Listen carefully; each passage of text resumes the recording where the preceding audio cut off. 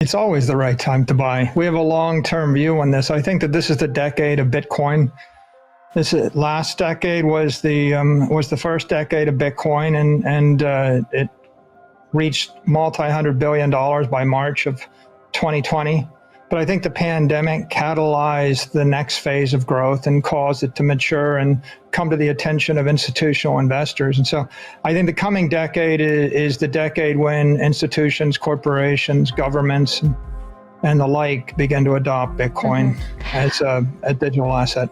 So their choice is to buy corporate debt from MicroStrategy that's backed by Bitcoin and also backed by the cash flows and the intellectual property of an enterprise software company and get paid 6.15% interest. Or they could buy corporate debt from another company approximately our size, but only get paid maybe 4% interest, and they would not be collateralized by Bitcoin. Or they could buy the corporate debt of an Apple computer or a bigger company and get paid 2% interest. 6 months ago, there was no inflation in sight, and we speculated that it might get to 2%, and when it did, the Fed would do something.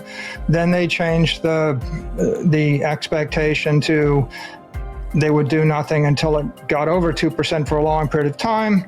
In the last month, I think it's now 5%. And so we found inflation by CPI standards. And so institutions have reason to be concerned about inflation. Between that and the commodity inflation, which is rampant, I think Paul Tudor Jones' message is a good one for Bitcoin. He's saying that he's upping his allocation from 1 or 2% to 5%. That's great.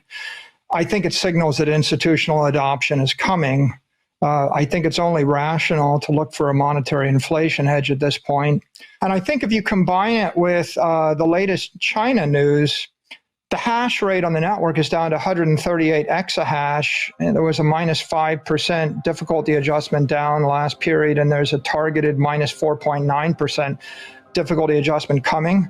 I think the implication is a lot of China hash rate that's running on dirty coal is being turned off and decommissioned. So there's a surge in the energy mix toward renewables just in the past 2 weeks.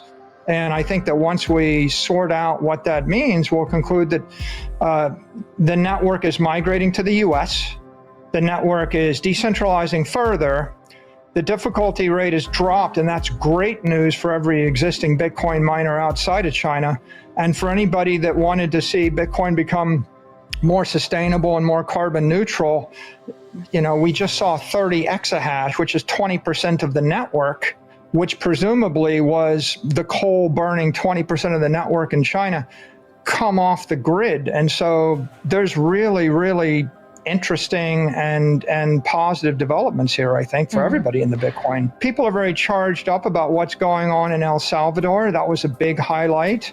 I think the developments in Nigeria and Tanzania are highlights. I think that the news this weekend out of Lebanon, that Lebanese have lost 90% of the value of their local currency, and their dollar amounts or dollar balances are frozen by the banking system. I think that punctuates just how important Bitcoin is to the entire world.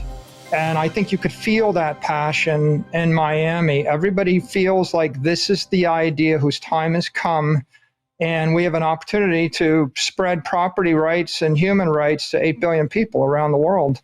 What's clear is lots and lots of nations around the world are struggling, and they need some kind of reserve asset like Bitcoin.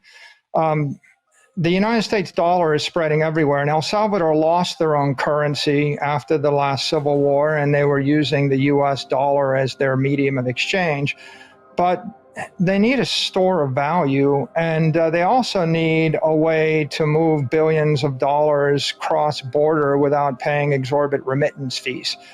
And so I think what we can see in El Salvador is the future model of the 21st century digital economy. And that would be billions of people with a digital wallet on a mobile device. And one of the things in the wallet is going to be a digital currency like the US dollar, probably running on a stable coin. And the other thing that's going to be in the wallet is a digital asset like Bitcoin. Bitcoin gives everybody in the world, and especially in El Salvador, the ability to save their money in an asset that's going to appreciate in value over time.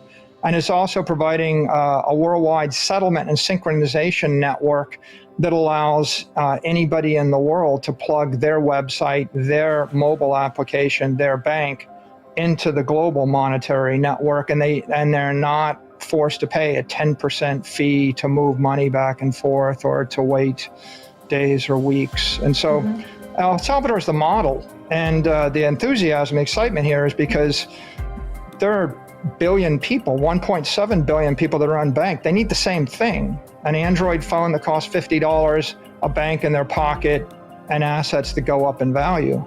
I think the US dollar is going to spread to 5 billion people. I think that this decade is going to see the explosion of the US dollar as the reserve currency of the world. It'll be the digital currency that'll be on every iPhone and every Android phone in every country in Africa and Asia and South America. And it'll move on Bitcoin rails. The Bitcoin open monetary protocol is what allows the US dollar to spread to billions of people.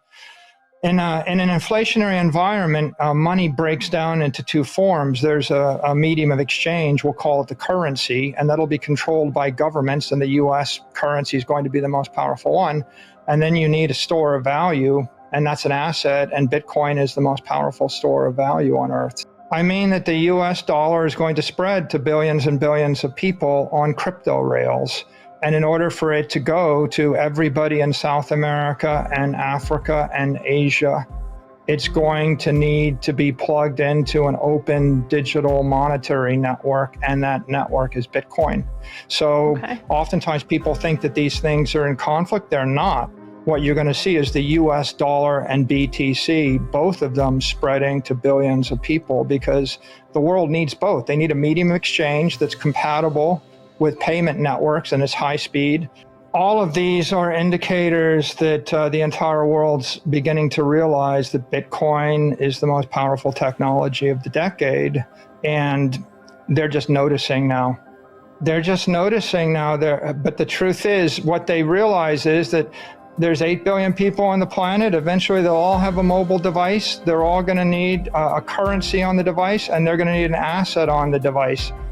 As the world comes alive, they're going to realize that the only way that they can deploy digital currency to everybody on Earth is with a digital asset and an open monetary protocol, and that is Bitcoin.